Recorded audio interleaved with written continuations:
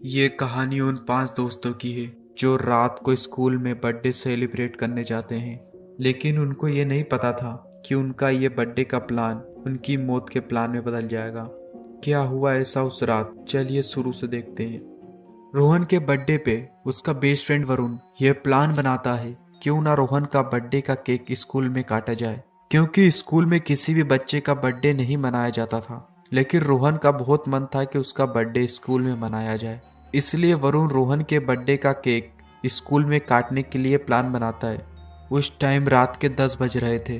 रोहन जल्दी जल्दी से अपने सभी दोस्तों को फोन लगाना शुरू करता है। वह सबसे पहले सिद्धार्थ को फोन लगाता है और बर्थडे के प्लान के बारे में उसको सब बता देता है। लेकिन रात में स्कूल जाने की बात सुनकर सिद्धार्थ बोलता है, वरुण मैंने तो सुना है अपने स्कूल पे एक शैतानी चुड़ैलन का साया है। वरुण बोलता है, पागल है क्या, ऐसा कुछ नहीं होता है, सब झूठी कहानियां हैं, तू तो बस रेडी रहना टाइम पे।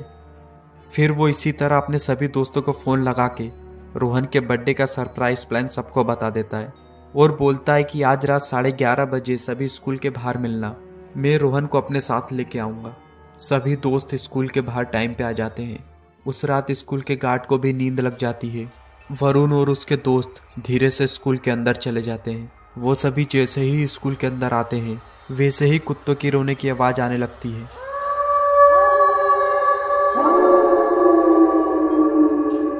और स्कूल के लाइट्स बंद चालू होने लगते हैं, मानो कि भयानक अनहोनी का इशारा मिल रहा हो। वे सभी अपने क्लासरूम की ओर जा रहे होते हैं, तभी उधर रखा एक गमला रोहन के ऊपर गिर जाता है।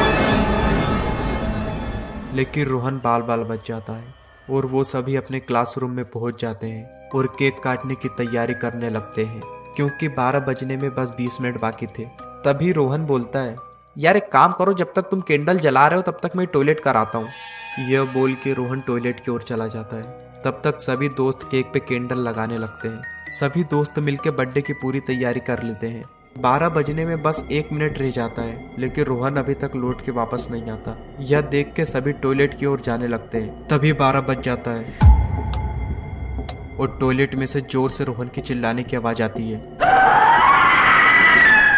सभी दौड़ के टॉयलेट में पहुंच जाते हैं और उधर का दृश्य देख के सभी का डर और घबराहट से गला सूखने लगता है और वो सभी पसीने से भीग जाते हैं। वो देखते हैं कि टॉयलेट के फर्श पे पूरा खून खून फैला हुआ है और रोहन का सिर उसके शरीर से अलग हो चुका था। देखने से ऐसा लग रहा था कि रोहन की मौत बहुत भयानक तरीके से हुई है। रोहन की ऐसी हालत देख के सब स्कूल से भाग जाते हैं, लेकिन रोहन वरुण का बेस्ट फ्रेंड था।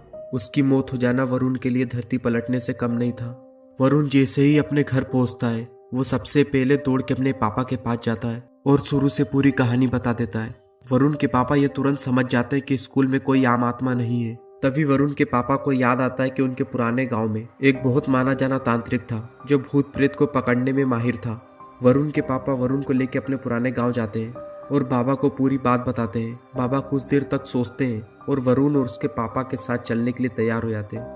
वो सभी बिना किसी देरी के सीधा स्कूल पहुंच जाते हैं। स्कूल में जाने के बाद बाबा अपनी आत्मा पकड़ने वाली पूजा शुरू करते हैं। बाबा जैसे ही अपना पहला मंत्र पढ़ते हैं, शैतानी चुड़ैलन चीखना शुरू कर देती है।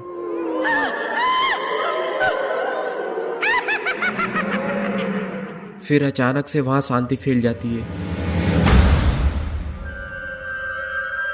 तभी वो चुड़ैलन अचानक से बाबा को पकड़ के हवा में उठा लेती है। शैतानी चुड़ैलन इतनी भयानक थी कि उसकी आंखें अंधेरे में एकदम साफ साफ चमक रही थी। तभी बाबा चुड़ैलन पे मंत्र पढ़ के सिंदूर फेंक देते हैं, जिससे शैतानी चुड़ैलन वहां से भाग जाती है। बाबा फिर से मंत्र पढ़ना शुरू करते ही है कि वो आत्मा बाबा के ऊपर आके बैठ जाती है और बाबा का गला दबाने लगती है। तभी बाबा के पास रखी गुड़िया को बाबा आग में फेंक देते हैं। फिर अचानक से वो चुड़ैलन रुक जाती है और बाबा के वश में हो जाती है। फिर बाबा उससे पूछते हैं, बता तूने रोहन को क्यों मारा और तू यहाँ कैसे आई, नहीं तो मैं तुझे अभी इधर जला के भस्म कर दूंगा। तभी चुड़ैलन अपनी पूरी कहानी बताती है कि वो बहुत सालों पहले इसी स्कूल में झाड़ू लगाने का काम करती थी। आज ही के दिन उसका भी बर्थडे आता था। उसने बताया कि उसका रंग सांवला था, तो स्कूल के बच्चे उसको काली काली कह के बहुत मजाक उड़ाते थे। लेकिन वो बहुत अच्छी थी, वो किसी से कुछ नहीं बोलती थी, वो बस अपने काम पे ध्यान देती थी। वो अपने बर्थडे वाले दिन स्कूल में काम करने आई थी। वो अपना काम खत्म करके स्कूल के सीढ़ियों से नीचे उतर रही होती है कि उधर पे खड़े दो बच्चे उसका मजाक उड़ाते उड़ाते उसको सीढ़ियों से नीचे धक्का दे देते हैं। वो सीधे नीचे गिर जाती है, जिससे उसके सिर पे बहुत गहरी चोट लग जाती है और बहुत खून बहने लगता है। उसकी दर्द से तड़प तड़प के जान निकल जाती है, लेकिन उसकी मदद करने कोई नहीं आता। तो उसने बताया तभी से उसके बर्थडे पे कोई और बच्चा बर्थडे सेलिब्रेट करता है तो वो उसको मार देती है। बाबा को चुड़ैलिन की कहानी सुन के बहुत दुख होता है। तभी वो चुड़ैलिन से बोलता है, मुझे बहुत दुख है कि तुम्हारे साथ ऐसा हुआ, लेकिन इसका मतलब ये नहीं कि तुम सबकी जान लो। इतना बोल के बाबा चुड़ैलिन को एक बोतल में बंद करने की तैयारी करने लगते हैं। तभी वरुण बाबा से बोलता है कि मेरे दोस्त रोहन को फिर से जिंदा नहीं कर सकते क्या। चुड़ैलिन ये बात सुन रही होती है और बोलती है, मैं उसको जिंदा तो कर सकती हूँ, लेकिन करूँगी नहीं। तुम बच्चे इसी लायक हो। तभी बाबा चुड़ैलिन को जला के भस्म करने की धमकी देते हैं और बोलता है कि इस बच्चे की क्या गलती थी, इसने तुम्हारा क्या बिगाड़ा था। चुड़ैलिन कुछ देर सोचती है और रोहन पे उसको दया आ जाती है और वो रोहन को फिर से जिंदा कर देती है। फिर बाबा उस शैतानी चुड़ैलिन की आत्मा को मुक्त कर देते हैं और वो सब अपने अपने घर चले जाते हैं। हमें कभी भी किसी के रंग रूप पे मजाक नहीं उड़ाना चाहिए और ऐसे अनजान जगह कभी रात में नहीं जाना चाहिए। पता नहीं उधर कौन कब कैसे मिल जाए।